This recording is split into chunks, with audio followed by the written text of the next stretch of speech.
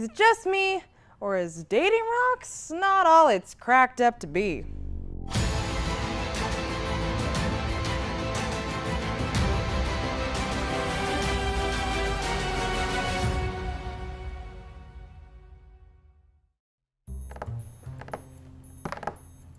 He's late. Again. Sorry, I am late, Jane. No problem. Oh, you've been jogging? Yeah, I'm trying to get down to weight for the wrestling match this weekend. Okay, well, we'd better get studying. I got one more thing to do. I gotta weigh in. Right now? Yes, right now. I gotta get down below 230 before this weekend.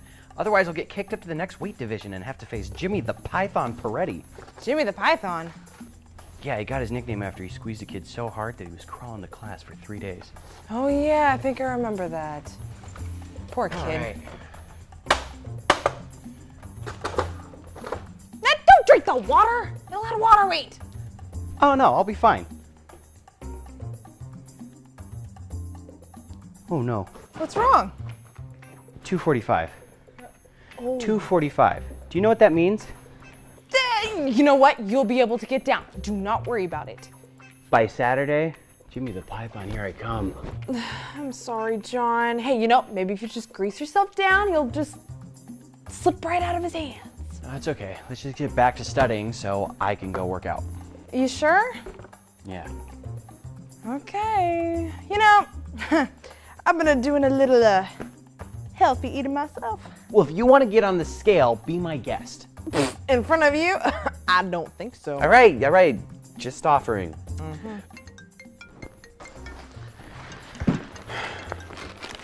Phone call. I gotta take this one.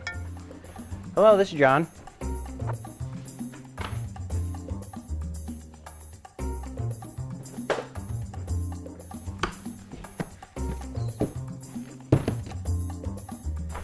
Sorry about that. We're working on radiometric dating, right? Yep. Yeah, Radiometric dating. Jane? Oh, yeah. Sure. I've noticed this is one of the most heated battles, this whole dating issue. Well, that's because time is at the foundation for everything evolutionary theory teaches. Look, just read this section right here. Evolution takes a long time. If life has evolved, then Earth must be very fat. Old. Yeah, it says old. Okay, and down here? Oh, yeah. Geologists now use radioactivity to establish the age of certain rocks and fossils. This kind of data could have shown that the Earth is young. If that had happened, Darwin's ideas would have been refuted and abandoned. Instead, radioactive dating indicates the Earth is about 4.5 billion years old. Plenty of time for evolution and natural selection to take place. Wow, it seems that the foundation of evolutionary theory sure depends on radiometric dating. Radiometric dating is used to support the belief that millions of years exist for evolution to happen. Yep, and like they said, the entire age of the Earth rests upon radiometric dating. It sure seems that they're putting a lot of faith in something that they can't actually test through direct observation. After all, plenty of assumptions go into these calculations. If it were to be disproved, their whole worldview would seem to collapse. Without billions of years, you can't have biological evolution or geological evolution on Earth. Pretty epic, eh? So, based on their dating methods, they've come up with an age for each section of the geologic column that we find on the very next page. And based on that, they determine the age of the Earth to be about 4.5 billion years old. Actually, the age of the Earth is based on the dating of certain meteorites. They assume these meteorites formed at the same time as the Earth and that dating the meteorites will give us the age of the Earth. With that as a start, they then construct the ages of the layers in the column based primarily on the layers of volcanic ash and igneous rock. Cookie, I'm not gonna be... Thanks. Wow, so they don't even use rock from Earth. I guess there's another assumption you don't hear about in class. So, for the test, could you remind me about how radiometric dating works? Sure. Can you hand me my water bottle? Wow, this thing's still half frozen. Now, pretend the water bottle is a rock.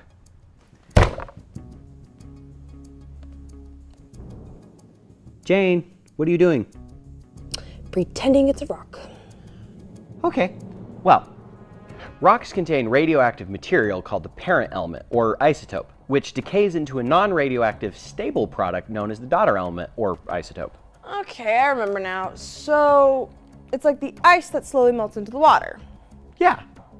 And in the biology book, there's a chart here that shows potassium-40 decaying into argon-40. Okay, I see. So based on how we can measure it today, we assume that every 1.3 billion years, the amount of potassium-40 decreases by half. Right, a radioactive half-life.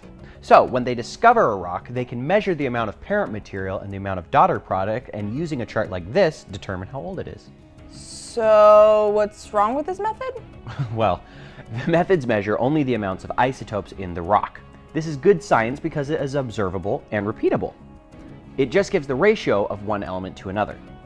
But the age is an interpretation of those measurements, not an observation.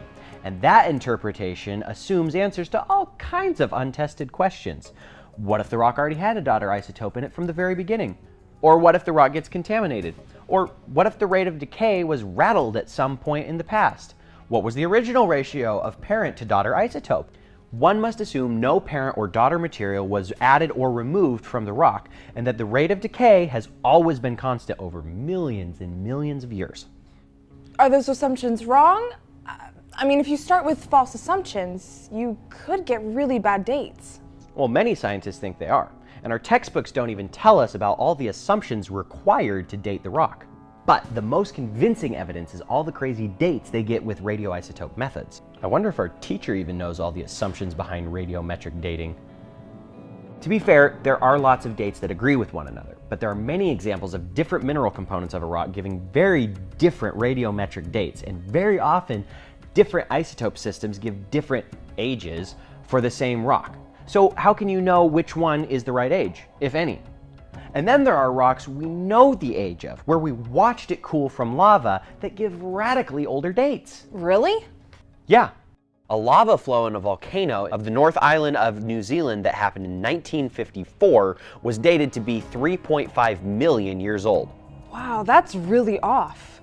A volcanic bomb that blew out of Mount Stromboli in Italy in 1963 was dated to 2.4 million years old. And that dated much older than it really was. A 10-year-old rock from Mount St. Helens lava dome dated to 350,000 years and older. If we can't trust radiometric dating on rocks that we can see formed, then how can we trust radiometric dating on rocks that we can see formed? Rocks that supposedly formed 1 million years ago. I know, right? And there are so many other examples. Check this out.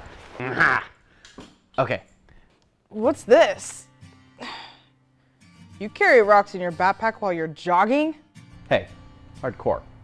Okay, this rock was taken from the Ono Formation near Redding, California, where millions of sea fossils have been found. This lower Cretaceous rock is supposed to be about 112 million years old, but the marine fossil stuck inside the mud rock, an ammonite, showed 36,000 radiocarbon years. How can a rock be 112 million years old if it holds a fossil of only 36,000 years using a different method? I wonder if either date is meaningful. Seems kinda suspicious to me.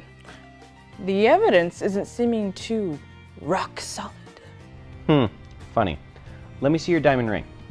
You mean my purity ring? It's got a diamond on it, doesn't it?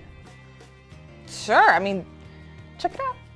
Aren't they brilliant? Hey, at the jewelry store, the sign said diamonds take billions of years to form deep beneath the earth. I doubt that. Researchers find carbon-14 in diamonds. Why is that important? Radiocarbon decays quickly. It has a half-life of only about 5,730 years. So its maximum shelf life is only about 100,000 years before it becomes undetectable. And it might be impossible to contaminate an old diamond with young carbon. Wow, so those diamonds must be younger than they think. So here's the real question. Why are any of these examples in our textbook? Well, I should get back to working out and... What? This scale is reading an extra 15 pounds on it. What? This scale is evil! Calm down. It just wasn't calibrated, okay? See? Okay. All right, 229. safe. Hey, that's kind of like radiometric dating. Maybe everyone's been trusting that it's accurate, but it's been giving them false numbers. With all the overwhelming evidence that it doesn't work consistently, I'm surprised that they present it with such confidence in our textbooks. Jane, it goes back to the original quote we read in the book. If they're wrong about dating rocks, then the entire evolutionary theory crumbles to pieces. That's true. None of us were there to verify the assumptions. But God has provided a written account of history. And if you tally up all the chronologies and time cues in the Bible, the Earth is about 6,000 years old. So we trust God's word instead of man's fallible dating methods. It's like it says in Job 38:4. Where were you when I laid the foundations of the earth? Tell me if you have understanding. It's like God saying, you weren't there. Kind of makes you think, doesn't it?